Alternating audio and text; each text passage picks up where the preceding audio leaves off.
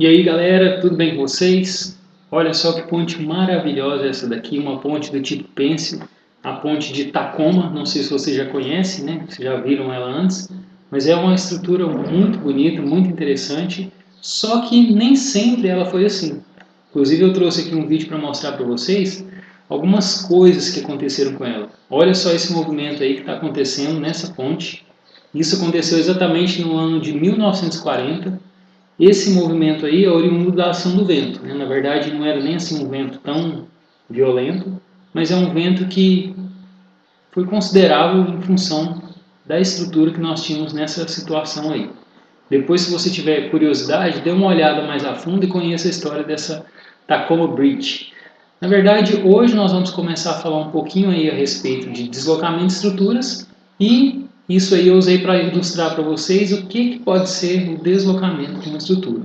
Na verdade, esse deslocamento que vocês estão vendo aí trata-se de um deslocamento oriundo de um efeito dinâmico e hoje nós vamos tratar de um deslocamento oriundo de uma situação mais estática um pouco. Mas, de maneira geral, as nossas vigas, as nossas estruturas, elas podem sim ter um pequeno movimento, não exagerado como foi mostrado nesse vídeo, mas algo que nós devemos sim, né, imaginar que vai acontecer e prever qual que é o valor máximo que esses deslocamentos podem chegar, né, podem alcançar. Nós vamos falar então um pouquinho sobre um dos métodos aí para calcular, para quantificar o quanto essa estrutura pode movimentar. Vamos nessa?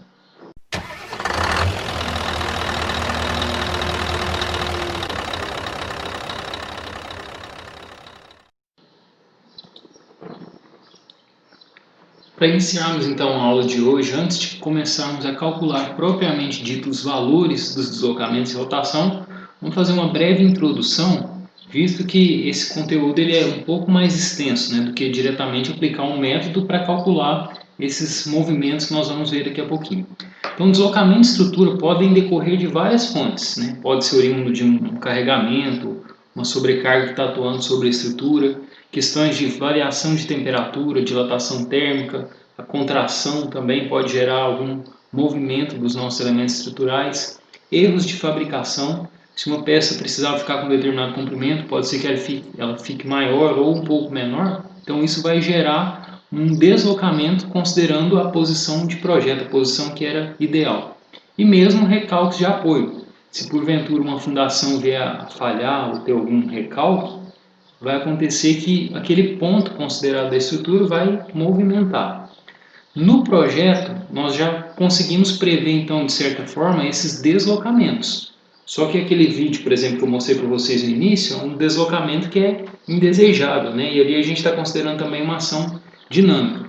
Mas, de maneira geral, né, nossas estruturas, elas movimentam, elas têm um certo limite de deformação e isso é contabilizado e possui um limite definido em norma. Para que é esse limite? Para eu garantir integridade e estabilidade, né? Além disso, também evitar que outros elementos que estão ligados a essa estrutura venham sofrer por isso, né? Por exemplo, eu posso ter problema aí com materiais frágeis, do tipo um vidro que estiver logo abaixo de uma viga, se ela deforma muito, por exemplo, pode ser que eu cause a ruptura desse elemento.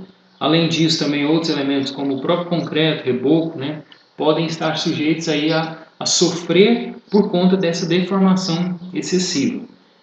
Então, para quantificar essa deformação, né, nós temos aí em termos de cálculo dois métodos ou dois grandes grupos que nós inserimos vários métodos. Podemos dar destaque ao método geométrico ou método de energia. Como exemplo aí dos métodos geométricos, eu poderia citar para vocês um método da dupla integração, método dos momentos de áreas e também o método da viga conjugada, que é o que nós vamos ver na aula de hoje. Para citar os exemplos do métodos de energia, eu poderia falar dos princípios de Castiliano e também do princípio dos trabalhos virtuais. Esses dois, inclusive, são muito utilizados aí quando nós vamos lidar com estruturas hiperestáticas. Para falar então um pouquinho do método da viga conjugada, que é um método geométrico que serve para nós calcularmos deslocamento e rotação de vigas, fazer um pequeno contexto histórico, que ele foi desenvolvido por Müller-Breslau em 1865. Esse era um engenheiro civil alemão, né, que desenvolveu e contribuiu bastante nesse sentido aí. Por que esse método dele é bastante interessante, né? A técnica que ele utiliza é uma técnica semigráfica, que serve para determinar inclinação e deslocamento. Até adianto para vocês que muitas vezes outros autores trabalham com o termo rotação e deflexão também. É comum nós utilizarmos esse tipo de termo. E aí, nesse gráfico que ele trabalha, na verdade nós temos aí a curva elástica. Então já adianto também para vocês que para ser válido os princípios que nós vamos tratar aqui, eu preciso estar trabalhando um regime elástico linear. Quer dizer, se eu tenho uma força, ela provoca um determinado deslocamento, uma determinada deformação. Se essa força cessa, esse deslocamento aí, essa rotação, ela vai cessar também, ela volta para o seu estado inicial. A grande vantagem que esse método traz aí na viga, né, no cálculo de vigas, é que ele facilita quando nós temos uma série de carregamentos e também segmentos com diferentes momentos de inércia. Vocês vão ver que no final tem até um exemplo aqui com inércias diferentes para uma mesma viga. Então ela permite, né, que seja calculada, esse princípio aqui permite que nós façamos os cálculos de uma maneira mais tranquila do que se fosse considerar outros métodos, por exemplo, método geométrico, né, de integração ou mesmo momento de área. E outra grande vantagem que tem esse método é que ele aplica os princípios da estática, ou seja, né, algo que nós já estávamos um pouco habituados a fazer, como construir diagrama de cortante, diagrama de momento fletor, nós vamos utilizar isso aqui também para resolver o método da viga conjugada. Analogamente, nós podemos dizer que o cortante será associado à rotação ou à inclinação. E o momento fletor, até coloquei eles entre aspas aqui, né, será associado ao deslocamento. Mas então, o que é essa bendita viga conjugada, né? Como os valores de deslocamento e rotação são associados aos momentos e cortantes, existem certas vigas aí que não vai fornecer esse valor para a gente. Então nós precisamos fazer alguns ajustes que vão permitir a obtenção desses valores de forma que eles não sejam nulos. Como assim? Vamos observar essa estrutura aqui, né? Observem que se eu for considerar aqui de uma maneira mais didática, nós teríamos aqui um apoio no ponto inicial, outro intermediário e um trecho dessa viga aqui que está em balanço. Eu sei que ela é mais complexa que isso, né? Tem parâmetros aí que nós vamos, nesse instante, ignorar para compreender de forma efetiva esse conceito aí que é importante para esse momento. Então, se eu considerar esse eixo azul como sendo o eixo da minha estrutura, ela está sujeita então aí a uma série de carregamentos provindos aí da laje, provindos do próprio elemento estrutural, dessa alvenaria, né? E algumas coisas mais que nós podemos considerar, como revestimento, enfim. E com a presença desse carregamento que nós estamos vendo aí, a tendência natural é que ocorra um deslocamento da nossa estrutura. Aqui eu exagerei bastante esse deslocamento, né, para ficar uma forma mais didática. Obviamente, de forma visual, olho nu, alguns deslocamentos são imperceptíveis. Eu nem consigo imaginar que está realmente acontecendo essa deformação. Mas para efeito didático eu exagerei realmente aqui. Então nós temos o carregamento que atua na estrutura e provoca o seu deslocamento. Inicialmente eu posso lembrar aqui que esse carregamento vai provocar sim força cortante, né, em determinados pontos aí, e o momento fletor. Além disso, provoca também então a rotação. Se nós traçarmos uma reta aqui, ó, tangente a esses pontos, a qualquer ponto aqui dessa curva, né, dessa linha que representa aqui a linha deformada da nossa estrutura, eu vou ter a rotação e tenho também o deslocamento. Então, como eu preciso associar algumas coisas, por exemplo, ó, nesse ponto o deslocamento é nulo, assim como nesse ponto aqui de apoio. A rotação não é nula nesses pontos, mas o deslocamento é sim nulo. E nesse ponto aqui, por exemplo, ó, eu tenho que a rotação relativa vai ser nula também. Daqui a pouco vocês vão ver a importância disso. Mas nesses casos, como que eu vou garantir que o valor de deslocamento, por exemplo, desse ponto aqui, seja nulo? Né? Ou melhor, vamos trabalhar do lado de cá, ficar mais fácil ainda para vocês compreenderem. Nesse ponto eu tenho um deslocamento e tenho uma rotação. Só que se a minha estrutura está livre nesse ponto e eu calcular, entre aspas, o meu diagrama de momento e de cortante, eu sei que nesse valor aqui, nesse ponto, vai ser nulo tanto o momento quanto a força cortante. Então, por isso, nós precisamos considerar as chamadas vigas conjugadas ou vigas fictícias, né? Porque, na verdade, eu não tenho essa estrutura na real, mas, para efeito de cálculo, nós poderemos considerar, sim, essas vigas fictícias. Então, em resumo, o que nós temos para cada apoio? Que um apoio de pino, né, essa notação que o Hilbert gosta de utilizar, ou apoio do segundo gênero, né, ou um apoio do primeiro gênero, que ele chama de rolo, eu vou substituir isso aí por um outro tipo de apoio. Mas, na verdade, para esses dois exclusivamente, nada muda. Se eu tenho um apoio do real pino, eu vou transformar ele realmente em um pino. Se eu tenho um apoio do primeiro gênero, ele vai manter o apoio do primeiro gênero. Agora surgem as diferenças. Ó. Se na viga real eu tenho um engaste, né? Por exemplo, imagine que essa estrutura, aqui eu tenha um engaste, eu vou ter que substituir esse apoio aqui por alguma coisa. E essa alguma coisa é deixar esse apoio livre. Já no segundo caso aqui, ó, se eu tenho um apoio livre, que é o mesmo caso que nós temos aqui, ó, veja que está livre esse pedaço aqui. O que eu vou ter que fazer? Na minha viga conjugada, vou transformar isso em um engaste. Aí sim, agora eu vou ter valores não nulos para força cortante, que vai ser associada à rotação, e ao momento fletor, que eu vou associar ele ao deslocamento. E não apenas, né, nas extremidades, mas também aqui, ó, por exemplo, se eu tenho um apoio interno, exatamente igual a esse aqui, ó, no meio da minha viga. Né? Então, esse apoio interno, eu vou precisar ajustar ele. O que eu preciso transformar? Em uma articulação. Por que uma articulação? Porque eu vou garantir que o momento nesse ponto vai ser zero. Então, se o momento é zero, olha só, tá até o destaque aqui, e isso associa-se ao deslocamento, eu vou assegurar que o deslocamento desse ponto também será zero. E a força cortante ela é diferente de zero, então ela tem um valor. Significa que a rotação desse ponto aqui não necessariamente precisa ser zero.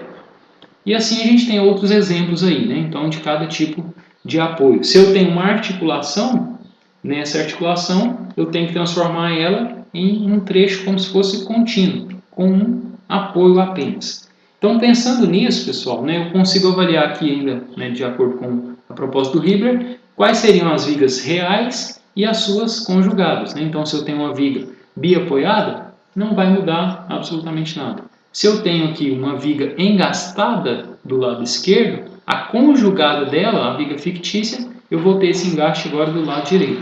Se eu tenho uma viga que tem um trecho aqui em balanço, eu vou substituir essa viga por um apoio, né, com uma rótula, e o lado que estava livre eu vou engastá-lo. Se eu tenho aqui uma estrutura engastada, né, uma viga Gerber com uma rótula, eu preciso também transformar essa estrutura nessa estrutura aqui para eu poder realizar a parte do nosso cálculo. E aqui já é uma estrutura hiperestática, né? Então nesse caso, para a disciplina que nós estamos vendo no momento, nós não vamos trabalhar com isso. Outro autor que também coloca essas relações de viga conjugada que eu achei bastante interessante é o Cormack. Então, ele traz as vigas reais, né, e as conjugadas são exatamente as mesmas que nós vimos agora na proposta do Hilbert. Uma estrutura biengastada ficaria livre para efeito dos nossos cálculos. Significa, então, que nessa extremidade eu não tenho nem o deslocamento e nem a rotação, assim como esses valores aqui também. Outros exemplos, né, então, vigas reais, essa daqui, né, por hora está hiperestático, mas transforma-se nesse tipo de estrutura. Essa isostática, né, eu vou substituir por um engaste na borda livre e uma rótula na posição desse apoio interno aqui. Outros exemplos também aqui, estruturas, né, hiperestáticas, essa primeira aqui seria hiperestática, transforma ela em uma viga conjugada que ficou isostática. Nesse outro exemplo aqui, nós temos uma estrutura que é isostática, né, apesar de termos duas rótulas, que vai ser transformada também em uma outra estrutura isostática, que nos permite então calcular os deslocamentos de determinados pontos, bem como as suas rotações. Além dessa viga conjugada, é importante que vocês conheçam também as propriedades de algumas áreas que nós vamos utilizar frequentemente aí no carregamento das nossas estruturas. Como assim? O princípio do método das vigas conjugadas consiste em carregar a nossa viga fictícia com o carregamento, né, na verdade que também vai ser fictício, do diagrama do momento dividido por EI. Como assim? Já já vocês vão entender melhor isso no exemplo. Mas por hora, lembrem que se eu tenho uma força concentrada, por exemplo, uma estrutura bem simples, ó, biapoiada, uma força concentrada aqui, ela vai produzir para a gente um diagrama semelhante a esse triângulo. Então eu preciso conhecer essas propriedades aqui, porque depois esse triângulo vai ser o meu carregamento na viga fictícia. Então se eu fosse calcular, por exemplo, o momento no ponto aqui, eu preciso lembrar daquelas propriedades de distância, de posição do centro de gravidade, para eu poder efetivar os meus cálculos. Então, aqui, né, se eu tenho um triângulo desse tipo, eu tenho duas opções. Eu posso dividir ele aqui, né, transformar em dois triângulos retângulos, e o centro de cada triângulo seria, a partir da base, né, que é essa altura aqui, 1/3, tanto para a esquerda quanto para a direita. Mas se eu quiser trabalhar com essa figura aqui de uma maneira completa, eu tenho que o centroide vai estar justamente a L mais A sobre 3 e, se eu partir da direita aqui, L mais B sobre 3, considerando que L, comprimento total, A distância, né, do início desse vértice do triângulo até o meio aqui, né, na verdade até essa parte que define aqui esse limite que nós temos para um triângulo e outro, e o B, a mesma coisa, só que do lado direito, partindo da direita para a esquerda aqui.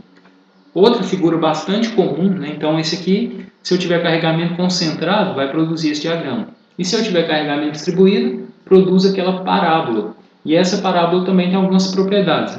A metade da parábola, eu tenho aqui que o centro, né, de gravidade vai estar, se eu partir, né, do ponto final aqui, do ponto 0, 0 da minha parábola, a 5/8 de L sobre 2. Então, se aqui tiver um determinado valor, eu consigo chegar à posição desse centroide. Porque aí se eu quiser, por exemplo, calcular o momento em relação ao meio aqui, eu preciso conhecer essa área vezes o braço de alavanca. E nesse caso seria justamente 3/8 de L sobre 2. Falando em área da parábola, nós podemos pegar esse valor diretamente aqui, que é W vezes A elevado ao cubo sobre 12. O que é o W? O W é o carregamento uniforme, que vem lá no enunciado da nossa questão.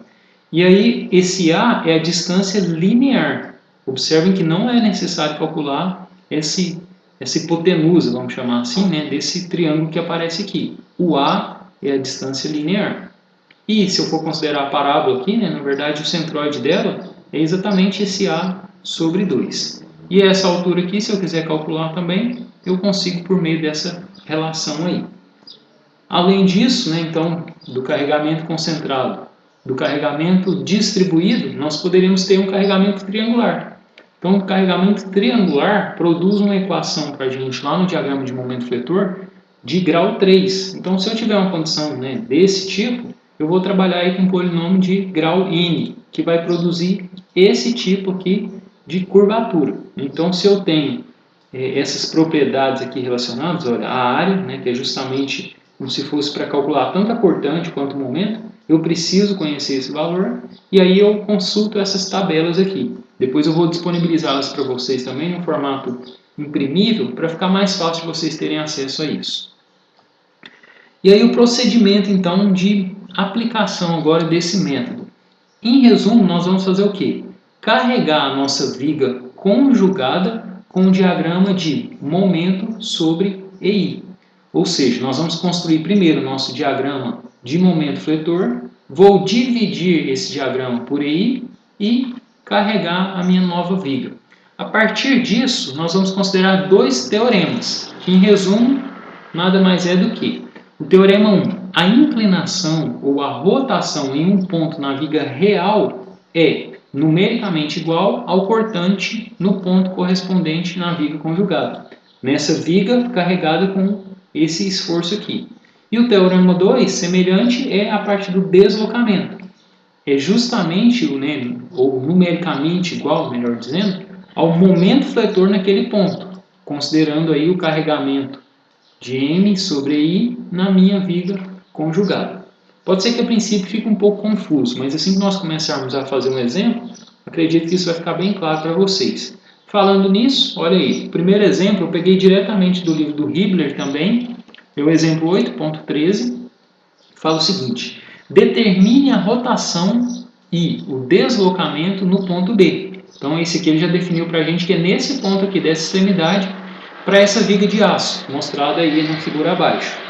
As propriedades que nós temos aqui são constantes. O módulo de elasticidade é de 200 gPa e a inércia de 475 vezes 10 a sexta milímetros a quarta. Aqui ele já deixou calculado para a gente os valores de reação de apoio. Então, o que tem de carregamento aqui, na verdade, é só esse 20. Se eu quisesse calcular esses valores aqui, somatório de forças em Y, eu descubro que RVA vale 20. O RHA nem tem, né? É zero. E o momento, né, reação de momento, seria justamente o 20 vezes 5.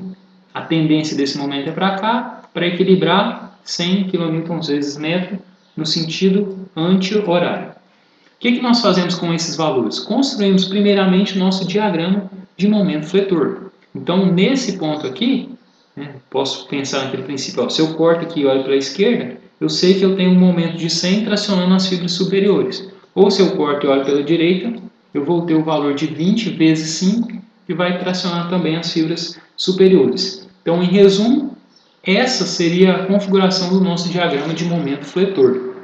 Então, observem que nós vamos pegar esse diagrama agora e transformá-lo em um carregamento. Então, esse carregamento é como se eu pegasse isso e dividisse por EI. Eu nem preciso fazer a transformação aqui, ó, dos valores, né? Quem é E, quem que é I, nesse momento. Por quê? Eu posso deixar em função de EI. Então, o diagrama de momento dividido por EI vai ficar exatamente com essa cara aqui.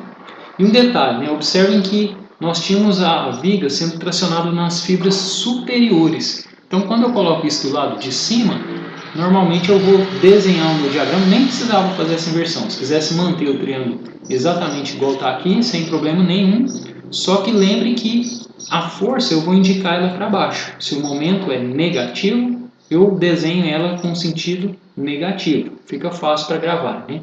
E observem aqui, ó, que nós já estamos carregando a nossa viga conjugada. Antes o apoio, o engaste estava do lado esquerdo. A conjugada dela, eu vou colocar o engaste do lado direito.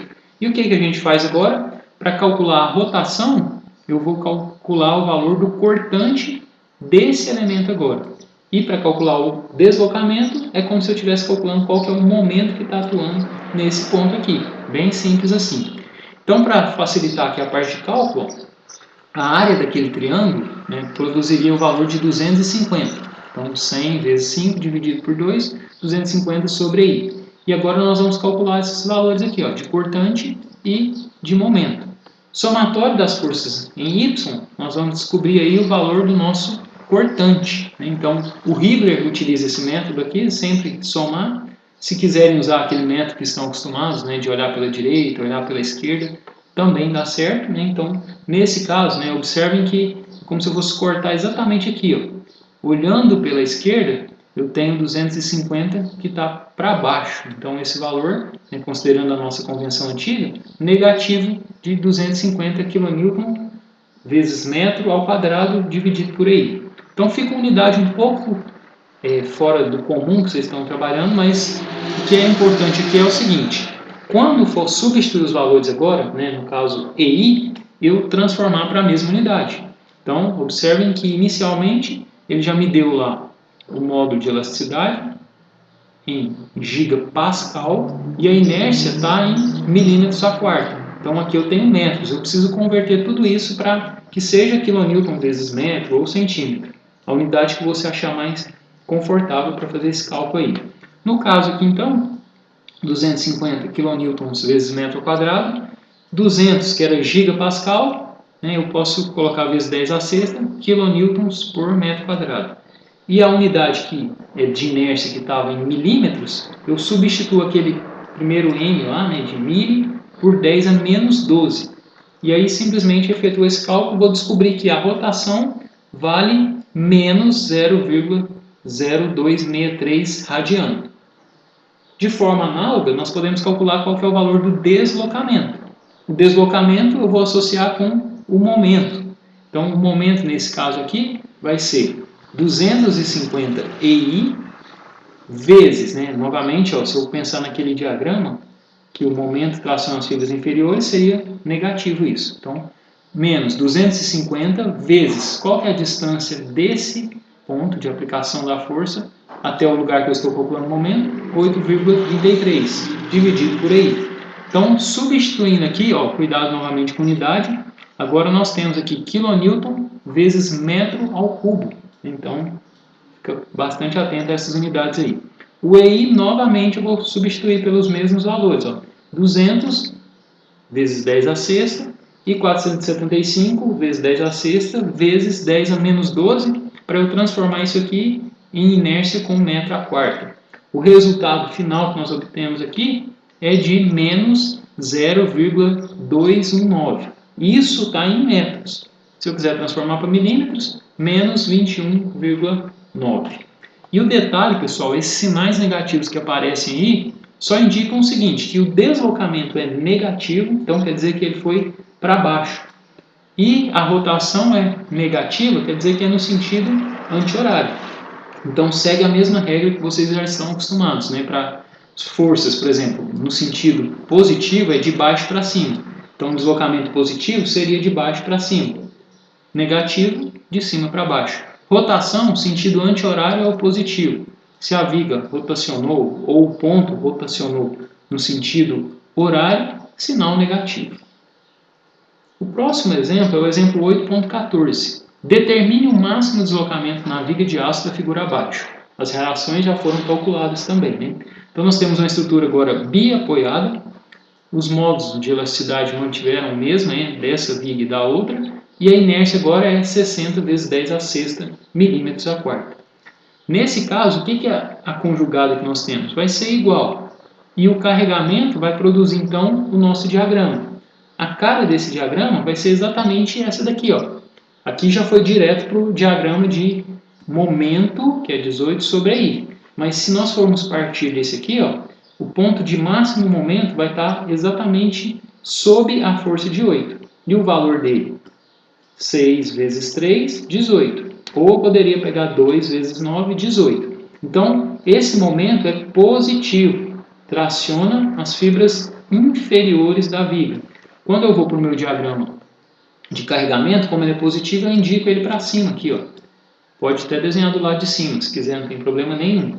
E aí, a partir disso, nós vamos, então, calcular o valor do máximo deslocamento. Então, esse exercício é um pouco diferente. Ele não deu um ponto e pediu para calcularmos exatamente aquilo. Mas, para calcular o máximo deslocamento, nós conseguimos fazer algumas análises aí que vai ficar bem simples essa resolução. Para facilitar aqui, ó, nós já dividimos, então, esses dois triângulos e calculamos as forças resultantes e suas coordenadas, vamos colocar assim, né? A posição delas em relação a qualquer ponto. Ó. A partir da esquerda, eu sei que esse 81, que seria, né, 18 vezes 9 dividido por 2, é 6 metros desse ponto inicial aqui. E outro detalhe também, pessoal, é que nós precisamos calcular também essas novas reações. Não é apenas o diagrama que eu estou usando. Eu não posso pegar essa reação de 2 kN e 6 kN e jogar ela aqui nesse meu diagrama. Eu preciso calcular do zero, né, vamos falar assim, esse novo valor que eu tenho para a reação de apoio, porque o meu carregamento é esse 18 aqui de forma triangular. Então a reação que isso produz, olha só, inclusive é para baixo, 45 sobre I e 63 sobre I. Essas concentradas aqui facilitam para a gente calcular esses valores aqui. Somatório de momento nesse ponto, eu vou descobrir esse valor. Somatório de momento aqui, eu descubro isso, ou poderia já aplicar somatório das forças verticais. E o máximo deslocamento, então? Como nós vamos descobrir onde que é a posição do máximo deslocamento? Se eu observar a linha deformada, né, a curva elástica dessa viga, seria exatamente essa linha que está aparecendo aí para vocês, essa curva. Observem que o deslocamento do ponto de 8 é esse aqui. Ele não é o máximo valor que nós temos, o máximo valor está por aqui assim, ó. Por que disso? Por conta do princípio da continuidade, né? Essa viga não vai formar um V e deformar dessa maneira, ela vai ter uma continuidade. O exemplo que eu falo para vocês sempre fazerem é, pega uma régua, por exemplo, tenta apoiá-la sobre dois elementos e aplica a força. A não ser que a força aplicada seja exatamente no meio do vão, esse deslocamento máximo não vai acontecer nessa posição, vai acontecer fora, né, igual a gente consegue ver aqui. A força nesse ponto, o deslocamento máximo está aqui. Então, para descobrir essa posição do máximo deslocamento, é como se nós traçássemos uma reta paralela ao eixo inicial da viga, né? Então, no ponto que ela toca, né, justamente nesse ponto tangente aqui, ó, é justamente o ponto de máximo deslocamento. Esse valor é o máximo. Nessa situação, o que está acontecendo aqui? A nossa rotação, né, então, observem que eu teria várias rotações para essa viga, né? Para cada ponto eu tenho uma rotação. Mas nesse ponto específico, a rotação vale quanto? Vale zero. Então, eu consigo, a partir disso, descobrir qual que é o valor do x para eu poder calcular também o deslocamento desse ponto. Pensando então que a rotação a gente associa ao nosso esforço cortante, fica simples agora. Então, se eu tenho aqui essa estrutura, eu consigo fazer então o equilíbrio, né, de maneira para achar o ponto em que a minha cortante vai ser zero. Eu tenho então que se eu corto a estrutura em uma posição qualquer, uma posição x, para zerar esse esforço cortante, eu tenho, olha, 45 menos, né, na verdade, considerando a nossa convenção, ou seria menos 45 mais uma determinada área. Essa área vai variar em função de x, até eu encontrar a condição que a cortante seja zero. Aqui, para facilitar, nós podemos desenvolver essa relação de triângulo, né? 18 está para 9, assim como o meu y, né, sei lá, um valor qualquer que eu vou usar na área do meu triângulo, estaria para x. Então, eu vou descobrir que o meu y, na verdade, ele é 2x, né, a relação. Para cada metro que eu ando aqui, vamos chamar assim, para cada valor de x, se eu andar 2 metros, quer dizer que o y vai ser 4. Então, eu consigo calcular para cada pedacinho desse qual que seria a área do meu triângulo. Então, fazendo isso, nós temos o seguinte, ó, a força cortante aqui nesse ponto precisa ser zero. Olhando aqui pela esquerda, nós temos, olha, menos 45 sobre i mais um triângulo. Só que esse triângulo ainda não está definido a posição, né, que eu vou parar ele. Então, ó, base seria x vezes a altura. Quem que é a altura? É o meu y, 2x sobre i dividido por 2. Então, isso é a área desse triângulo. Igualo isso a zero. E vou obter o valor aqui, né? Obviamente fica uma equação do segundo grau, mas um dos valores vai dar 6,71. Esse valor, eu posso até verificar, ele precisa estar entre 0 e 9, né? Porque quer dizer que está acontecendo exatamente em algum trecho aqui, ó, o meu deslocamento máximo. Então, se isso for verdade, ok. A partir então dessa posição de x igual a 6,71, nós vamos calcular agora o nosso deslocamento. A rotação ali é zero. E o deslocamento? O que eu faço? Calculo então o meu momento fletor da viga conjugada carregada com o meu EI, momento sobre EI. O momento então nesse ponto vai ser 45, né, sobre I, vezes qual que é o braço de alavanca dessa força até esse ponto? 6,71. Nós acabamos de descobrir. Na verdade aqui, né? Menos, agora esse lado aqui, né, que é o triângulo. O triângulo agora tem a base de 6,71.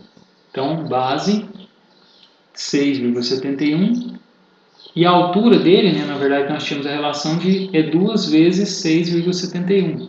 Tudo isso dividido por EI e dividido por 2. Esse 1 sobre 2 aqui é da área do triângulo. Vezes ainda, né, então nós achamos até agora a força concentrada, aplicada a uma distância aqui. Em relação a esse ponto, qual que é o braço de alavanca da minha força?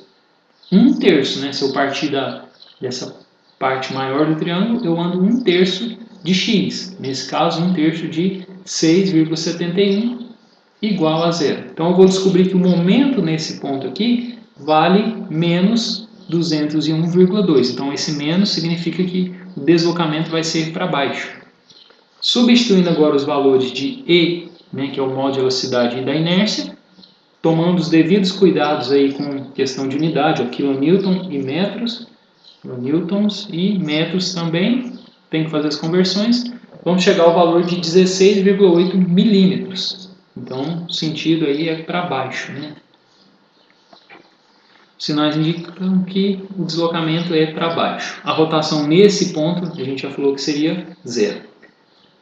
Bom, agora é com vocês, né? Eu trouxe aqui um exemplo, também peguei um exemplo resolvido, né? Um exemplo proposto, 8.15 do Hibbeler. Essa estrutura aí. É bem interessante pelo seguinte, né? Uma viga mestra, ela é feita com uma viga contínua, dos pontos A até o ponto B, e aqui na região central ela foi reforçada com chapas de cobertura, né? Uma chapa na parte superior e outra na inferior. Isso produz, então, para esse trecho de 4 metros aqui, ó, uma inércia um pouquinho maior. E os valores dessa inércia são dados aqui, ó. A inércia dos trechos de 4 metros, né, o trecho de A até aqui e daqui até B, valem 270 vezes 10 a sexta.